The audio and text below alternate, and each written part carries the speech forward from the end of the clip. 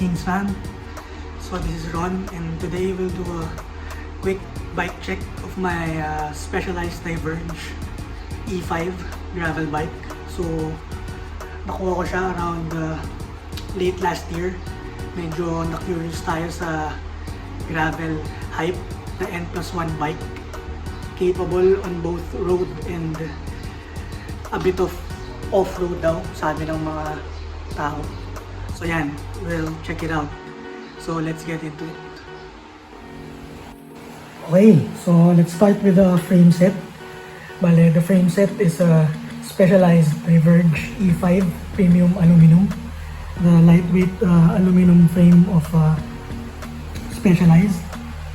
And then for the fork, so it's a fact carbon fork also of Specialized. And then for the cockpit, and it's a narrow aluminum 6061 Specialized cockpit with a 80mm Specialized stem. Stock yan, puro yan stock. And then the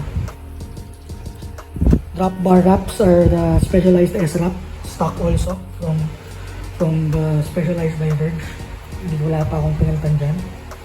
And then yan, may mga mounts lang. Sorry yan, nakamount pa kasi siya sa trainer. Kasi siya yung ginagamit ko for drift training kaninang morning lang. Kaya nakakabit pa siya. So there, that's the frame set and cockpit.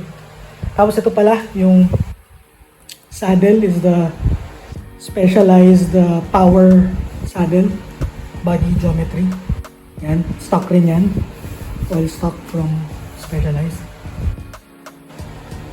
So yun. Next is the group set. So we have a combination of GRX 600 and GRX 400 mechanical group set components. Ayan, so the levers are GRX 600 mechanical STI. So the crankset is a GRX 600 2x 46x30 chain rings with a 165mm crank length. The pedals are Crank Brothers Double Shot 1 pedals.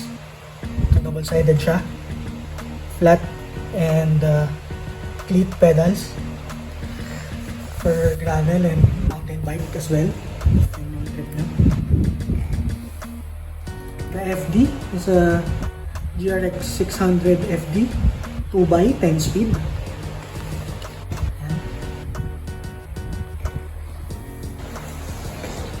The RD is a GRX 400 10-speed rear derailleur with a Shimano GRX clutch mechanism and gravel specific to avoid chain slap. And syempre meron tayong KingsFamTV chainstay protector and represent. So click like and subscribe if you like our KingsFam content. Yeah. And then for the cogs, we have a Tiagra Hyperglide 1136 10-speed cogs. So kung papansin nyo, gravel group sets are wide range, mainly also low range of gears specific to climbing. So multi-purpose kasi siya, pwede siya light trails as well as road. So pangakyatan na yan, meron kang 30 at the front, 36 low gear at the back. So kaya siya in terms of akyatan. So it's a mechanical group set pala as well. So we have a mechanical disc brakes. That's a TRP Spire mechanical dual piston disc brakes and cable actuated. That's the group set. Let's go naman to the wheel set and tires. So the rims and hubs as well as the spokes and nipples are stock Specialized Axis rims. 700C. Ayan. Nakakabit nga pala siya sa trainer, so the other wheel is there. Ayan. Nakatanggal kasi siya. So, ayan. The tires are Panaracer Gravel King SS 700 by 38C. Also gravel specific tires. And so the Diverge has a tire clearance of a maximum of 42C. So currently 38C nakakabit, but Diverge can support up to 700 by 42C in terms of tire clearance. The hubs are Axis hubs as well, stock hubs. Hindi pa natin siya napalitan. Ayan, medyo madumi. And then these are Shimano 160mm rotors. And as mentioned kanina, these are mechanical cable actuated TRP Spire dual piston disc brakes. And that's the wheel set. Yun. Bali, that's my 2020 Specialized Diverge E5 model.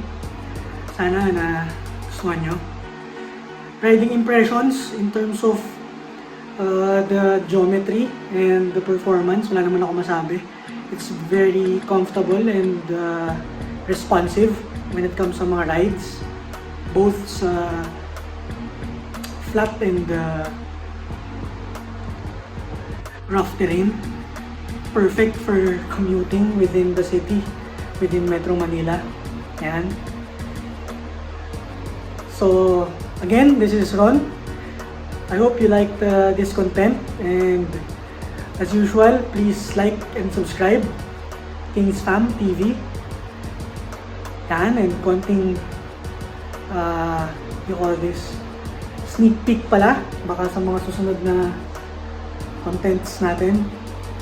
You might also bike check my newly built carbon road bike. And so, stay tuned if you like this type of content. And again, like and subscribe. Thanks.